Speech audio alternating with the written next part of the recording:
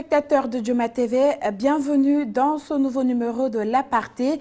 L'Aparté, c'est cette émission qui sort le côté caché de nos invités, qui s'intéresse surtout à leur biographie et qui pose des questions qu'ils ne répondent pas souvent au quotidien. Alors je vous laisse découvrir la biographie de notre invité et on se retrouve sur ce plateau.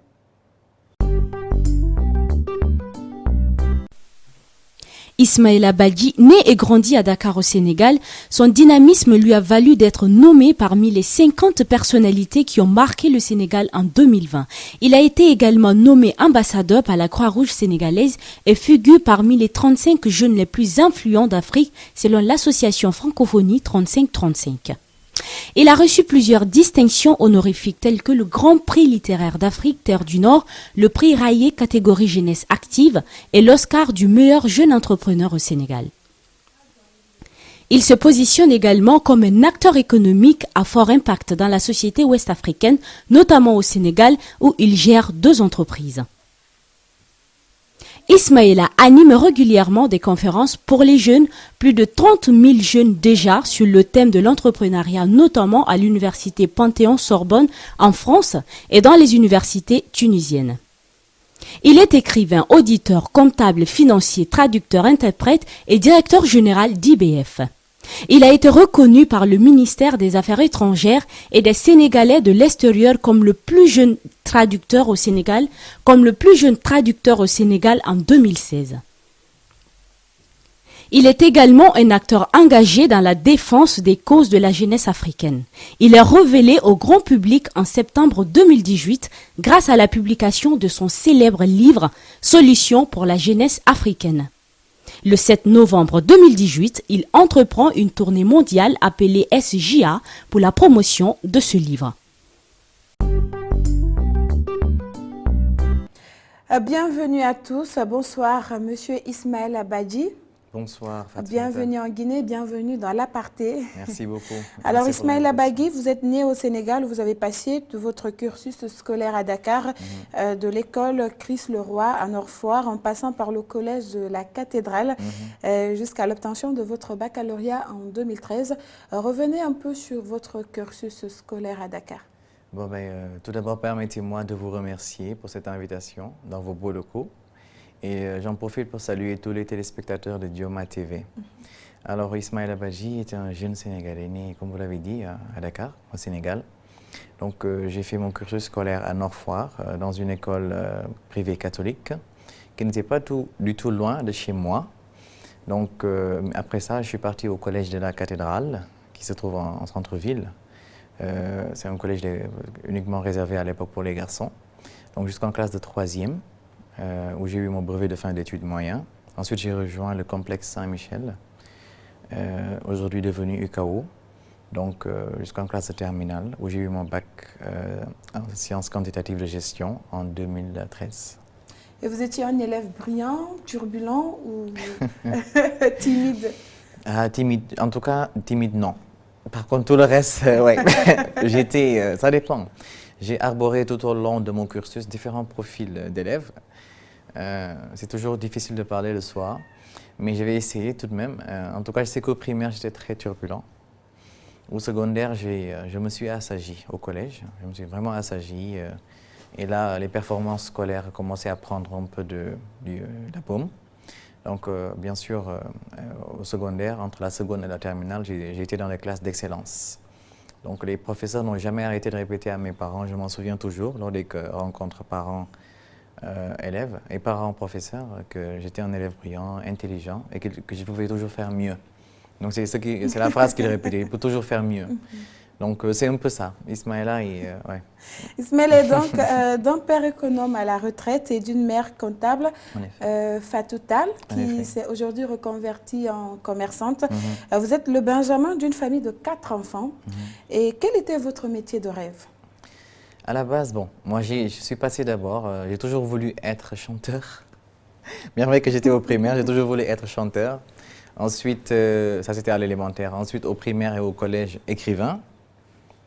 Et finalement, j'ai terminé parce que je voulais finalement être professeur et ensuite expert comptable.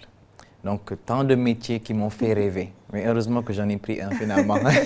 Oui. Alors, comme vous l'avez dit, le 1er novembre 2017 est donc une date qui reste inoubliable pour vous parce que ce jour, vous avez été reçu en audience par l'ancien président Abdoulaye Wade. Et expliquez-nous comment ça s'est passé. Écoutez, j'ai lancé mon magazine la même année, le mois de juillet 2017. Donc lui, il est venu au Sénégal en novembre 2017. Il semblerait qu'il a eu le magazine par les revendeurs qui sont sur les routes, donc les revendeurs ambulants. Donc il a pu s'en procurer et je l'avais mis à la une parce que je ne compte pas beaucoup de références dans mon répertoire, de personnes vraiment qui m'inspirent. Parce que j'ai des critères assez spécifiques pour la référence. Donc, il a vu le magazine, il a lu le papier que j'avais écrit sur lui. Et il m'a fait convoquer pour une audience à sa résidence, au point E. D'abord, je n'y croyais pas, jusqu'à ce que je le rencontre. Donc, cette rencontre a été magnifique. C'est le mot que je peux utiliser. Parce que j'ai rencontré un homme que que j'observais à travers les médias et qui m'inspirait énormément, pas sur le plan politique peut-être, mais sur le plan du leadership et des valeurs humaines. Vous savez bien que le président Abdoulaye Wade est un intellectuel de haut calibre. Et donc, j'ai discuté avec lui et c'est de là que m'est venue l'envie d'écrire. Donc, je pense que c'est une rencontre importante. Vous avez bien fait de le souligner. Lorsque je l'ai rencontré, il m'a offert 3 de ses bouquins qu'il m'a lui-même dédicacés. Et tout le monde sait que j'adore la lecture. Donc, c'est après ça que j'ai décidé, moi aussi, d'écrire. Et Dieu merci. Mais cet amour pour la lecture avait commencé bien avant de rencontrer Abdoulaye Wade. Oh, bien sûr. Après le président Abdoulaye Wade, c'est plutôt l'écriture qui est venue, qui a un comportement beaucoup plus difficile que la lecture. Donc la lecture, depuis le bas âge, mon père me forçait toujours à lire. C'est quelqu'un qui a toujours des bouquins autour de lui, dans sa chambre, dans son bureau. Donc tout en grandissant dans cet environnement, finalement j'ai considéré le livre comme une mine d'or. Parce que ça me permettait de m'éduquer, de m'instruire, d'en apprendre davantage sur les gens. Parce que lorsque vous lisez, vous vous informez, vous vous éduquez. Et donc, au fil du temps, de fil en aiguille, après le collège, le primaire, j'ai terminé beaucoup de bouquins, beaucoup de livres que je feuilletais toujours pendant les récréations ou les pauses. Donc, c'est comme ça que, en tout cas, j'ai grandi autour des livres et pas de surprise, je suis devenu écrivain. Ismaël Bagui, vous êtes passionné de musique, de tableaux d'art et votre sport favori est la natation. Oui. À part écrire, qu'est-ce que vous aimez faire de votre quotidien? À part écrire, je pense que si je n'étais pas dans un autre monde, en tout cas, peut-être que j'étais un dauphin. Je ne sais pas. J'adore l'eau, j'adore être dans l'eau, que ce soit à la piscine, à la mer. J'adore être autour de la plage, même si je ne peux pas me baigner parfois. Observer la mer, observer ce mystère du Tout-Puissant. Donc je pense que la natation est mon sport favori qui me permet de me relaxer, de me changer les idées et d'être dans un autre monde parce que c'est tellement difficile d'être entrepreneur. Oui, ça c'est vrai. Alors, vous êtes auteur dans des livres à succès, Solutions pour la jeunesse africaine, écoulés à plus de 15 000 exemplaires au niveau mondial, un livre qui met à nu les maux dont souffre la jeunesse africaine. Et donc, dans cet ouvrage, vous dégagez des pistes de solutions, lesquelles devront conduire l'Afrique au développement. Est-ce qu'en écrivant ce livre, vous vous êtes attendu à ce qu'il soit un succès fou? Je vous dis honnêtement, non. Honnêtement, non. Le livre, à la base, c'était juste une contribution de ma part en tant que jeune, comme le font d'autres jeunes, comme d'autres écrivains. J'avais juste tout simplement prévu de mettre quelque chose sur la table en tant qu'intellectuel. Je vais le dire comme ça. Et le public l'a très bien pris. Et c'était mon immersion dans le monde de la littérature. Je ne pouvais pas avoir... je n'avais, j'allais dire, pas du tout une idée de ce qui se passe dans le milieu littéraire, de comment les choses marchent. Pour moi, c'était ma contribution, que ça marche, que ça soit vendu ou pas, au moins j'avais fait le pas. Et alhamdoulilah, j'ai bénéficié d'une coup de pub, en tout cas de publicité, à travers une histoire qui s'est passée en tout cas au Sénégal avec le chef de l'opposition. Oui, Ousmane évidemment, Sonko. on allait en revenir parce que c'est bien Ousmane Sonko Ça. qui a été accusé de plagiat, d'avoir plagié votre livre. En effet. Et pour faire taire donc les rumeurs, vous avez accepté une rencontre avec lui. Alors, qu'est-ce qui s'est passé? Vous êtes bien informé, hein? Bravo, vous faites bien votre travail. Qu'est-ce qui s'est passé? C'est que moi, je me suis réveillé un beau matin, sur mon téléphone, comme tout le monde. Hein. Je suis allé sur les réseaux pour voir ce qui se passe un peu. Et j'ai vu ma photo collée à côté de celle du chef de l'opposition au Sénégal, qui est très, très, très suivi et adulé par la jeunesse. Et je me suis dit, mais qu'est-ce qui se passe? Est-ce que c'est une erreur? Je continue de glisser, de scroller, et je tombe encore, et encore, et encore. Et les gens partagent, et on m'appelle, et on appelle mes parents. Et je me suis dit, mais what's going on? Je me suis assis, j'ai lu les papiers, la presse nationale et internationale a commencé à écrire là-dessus. Et je me suis rendu compte que la balle était déjà partie, le coup était déjà parti. Et donc, il y avait automatiquement une demande qui s'est imposée pour un nouveau tirage du livre. Parce que les demandes se faisaient au Canada ou aux États-Unis. Les gens avaient envie de comparer. De comparer les deux, savoir. Vous savez, tellement ils sont curieux. Oui, voilà. la curiosité humaine. Voilà, humaine. Donc, de savoir qu'est-ce qui s'est passé. Et c'était tout bénéf pour nous, en tout cas, tant pour lui que moi. Et on s'est rencontrés. Il m'a appelé lui-même. Je pense 2 jours après ce grand scandale, il m'a appelé pour essayer de me rencontrer, donc autour d'un petit déj, dans un hôtel à Dakar. Nous nous sommes rencontrés, il m'a fait une dédicace de son bouquin, et moi aussi. On a fait une photo qui a encore créé beaucoup de buzz, et voilà. Donc c'est un peu comme ça que les livres se sont vendus, et ensuite j'ai enchaîné avec les autres bouquins. La photo qui passe maintenant là même sur l'écran.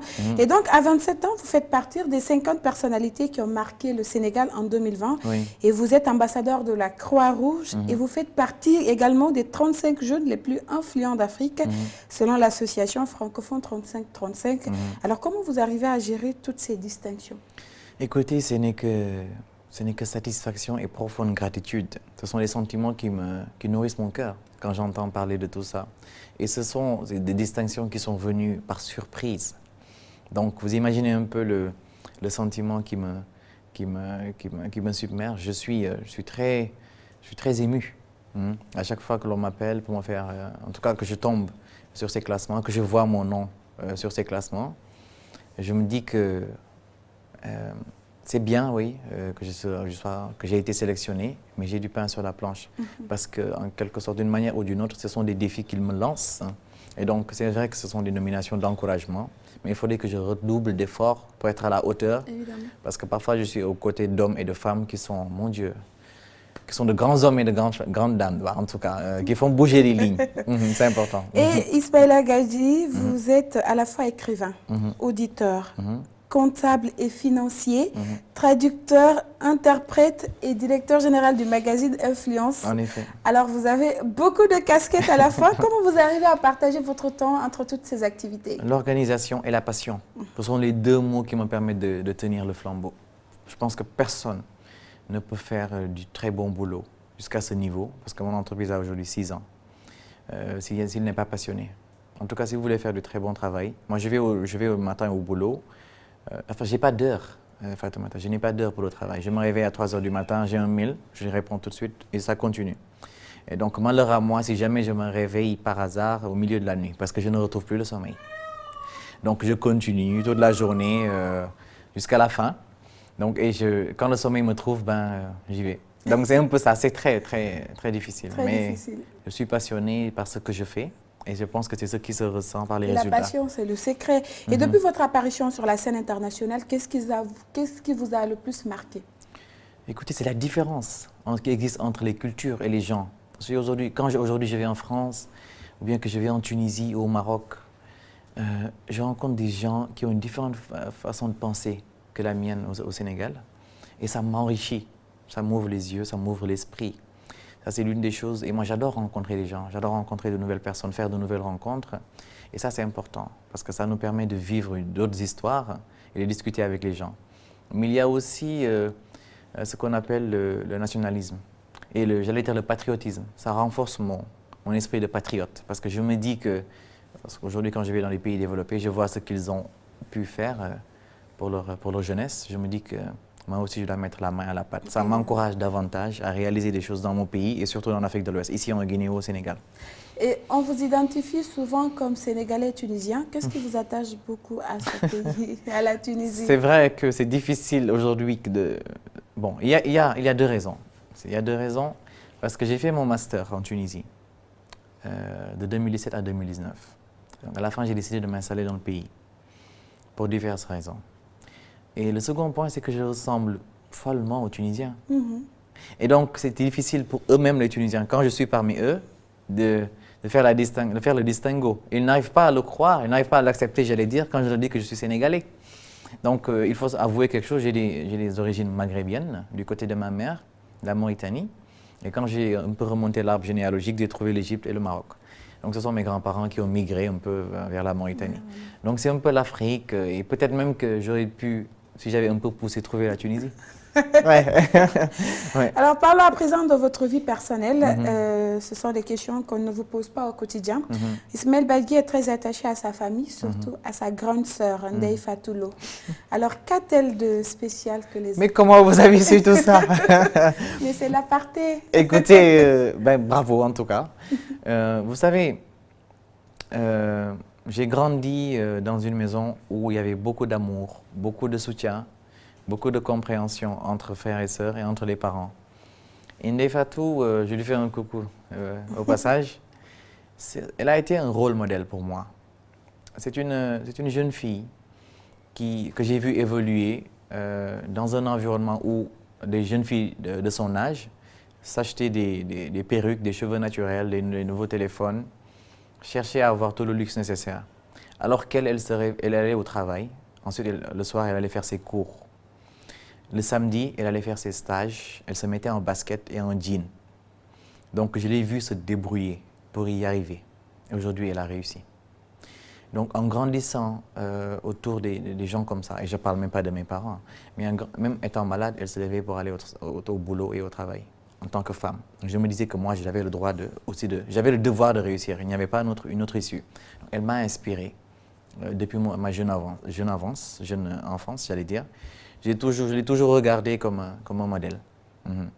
Et Ndeye Fatou a aussi voulu assister à cette émission, mais par audio. Elle vous a laissé... Bonjour frérot, j'espère que tu vas bien et que ta mission en Guinée se passe dans les meilleures conditions. Ce message, je t'ai adressé pour te souhaiter beaucoup de courage, beaucoup de succès et de détermination dans les activités que tu es en train de mener. Bien sûr, je ne cesserai de te le dire, sois fort, sois concentré sur ton objectif et tout se passera au mieux. Prends soin de toi et bonne route. Grosse bise et à bientôt. Elle dit toujours grosse bise. Alors, on n'a pas voulu vous faire pleurer, c'était juste la surprise qu'on a gardée pour vous.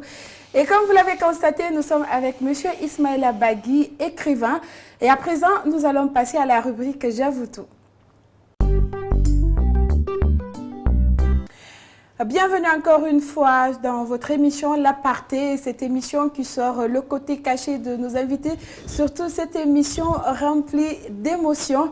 Nous sommes avec Ismaël Bagui qui est écrivain. Alors Monsieur Bagui, vous allez piocher 5 questions, vous allez les lire et puis les répondre. Bien sûr. Vous pouvez les mélanger si vous voulez. D'accord. Quel est le meilleur moment de votre journée? Bonne question. Au matin, le petit matin, juste lorsque je sors du lit, je remercie le Tout-Puissant de m'avoir permis de me réveiller. Et aussi la prière, donc le petit matin, on va dire, entre l'aube, quoi, c'est entre 4 et 6 heures du matin. D'accord. Avec la deuxième, vous pouvez mélanger comme ça Bien sûr. On a beaucoup. Voilà. Je suis retombé sur les questions, voilà. Alors, quelle est la gourmandise qui vous fait craquer à tous les coups? J'adore le chocolat blanc. J'adore le chocolat blanc, le nougat. Okay. C'est irrésistible. On va y aller pour la troisième question. Oui, la troisième question. Quel livre vous a le plus marqué? Il y en a tellement. I don't know. De Tilène au plateau de Nafissatou Diallo. D'accord. C'est une écrivaine sénégalaise. C'est un livre incroyable. Chinois, Achibé, le monde s'effondre. Bon, là on parle dans ce livre, c'est pas grave. Et c'est la combien question, la quatrième? Là on y va pour la quatrième question. Avez-vous perdu un être cher? Si oui, comment l'avez-vous surmonté? Oui, mon cousin nous a quittés sous mes yeux. vieux Amadou Biram Ngom, que je prie pour le repos de son âme. C'était mon cousin. Et on partageait la même chambre et tout. Donc, à l'époque, je me suis réveillé, c'était un dimanche. On m'a dit qu'il est décédé, alors qu'on a... Enfin, nos deux lits étaient juxtaposés, quoi. On me dit qu'il est décédé. C'est la première fois, d'ailleurs, que je voyais une personne décédée, morte. Et ça m'a beaucoup marqué. Et ça m'a permis de me remettre en question. Hein? On va y aller pour cette dernière question. Oui, c'est la dernière, la toute dernière. Quel est le nom de votre premier amour? Wow. Quelle question. Il faut savoir que moi, j'ai pas eu beaucoup de conquêtes, mais je ne sais pas si je peux le dire parce qu'elle est mariée maintenant. Mais Bintou Sow, oui. Elle était sénégalaise? Elle est sénégalaise. On a été à la même école, au lycée, de la seconde à la terminale. Alors, merci beaucoup d'avoir déjà pris et répondu aux questions. Alors, ce que moi je voulais poser également, ça va vraiment dans votre vie intime. Pour un homme qui fait tomber toutes les femmes sur son passage, pourquoi vous êtes encore célibataire? C'est un choix que j'ai fait depuis 2016, de me concentrer sur mon travail. Et vous l'avez si bien dit à l'entame de vos propos, j'ai fait beaucoup de choses. Et je ne peux pas me permettre de blesser une femme. Vous savez bien ce que je pense des femmes. Elles sont des trésors, donc il ne faut surtout pas leur faire du mal. Et moi, je suis une personne très romantique. Donc quand je prends le soin, ou bien quand je prends l'engagement de sortir avec quelqu'un, on va le dire comme ça, d'être avec quelqu'un, je veux lui donner de mon temps et de mon attention. Et ce n'est pas quelque chose que je peux faire actuellement. Est-ce que vous pensez qu'aujourd'hui, avec tout ce que vous avez à cet âge, vous pensez que enfin, ça va pas diminuer? Vous avez d'autres projets, vous avez des projets plus grands. C'est vrai. Donc le temps sera plus court. Et ça veut dire que peut-être vous n'aurez jamais de conquête. On dirait que j'entends mon oncle parler.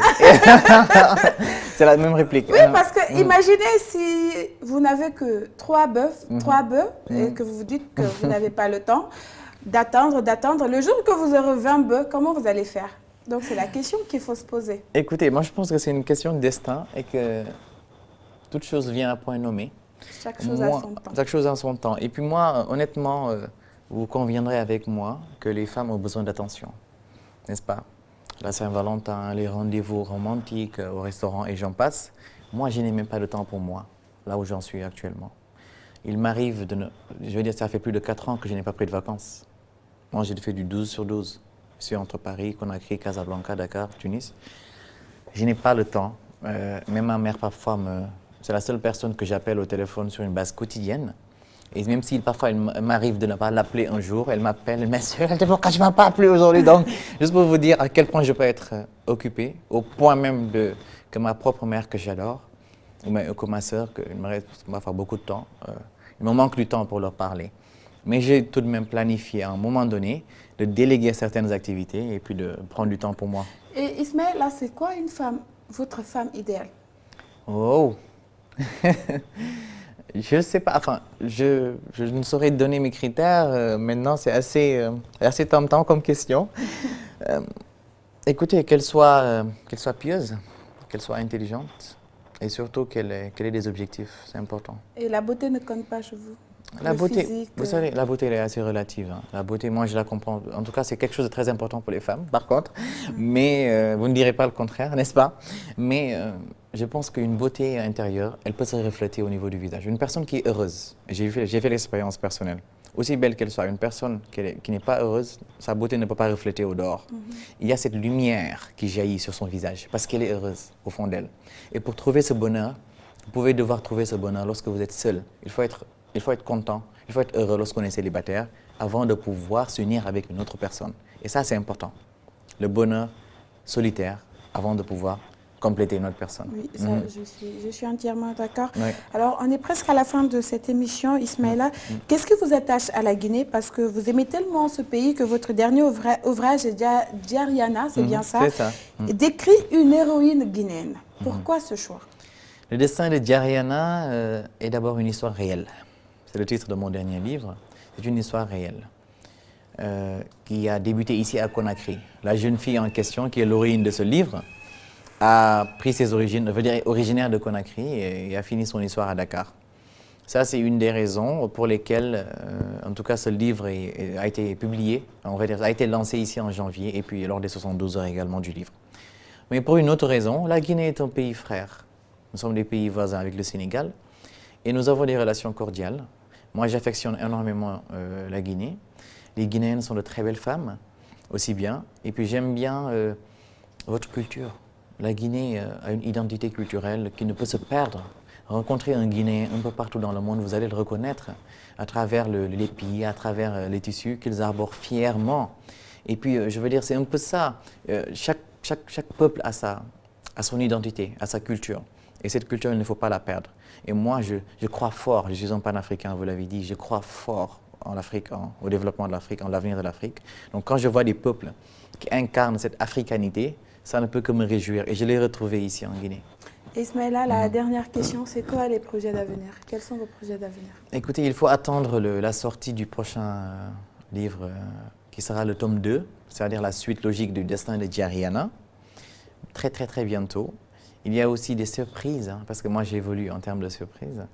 Il y a des surprises qui se présentent pour les lecteurs, et très bientôt, en tout cas, et pour tous les fans. Et vous me permettrez justement, lors de remercier toutes ces personnes, de remercier en tout cas toutes ces personnes qui sont passées dans mon stand lors des 72 heures du livre, ici à Conakry.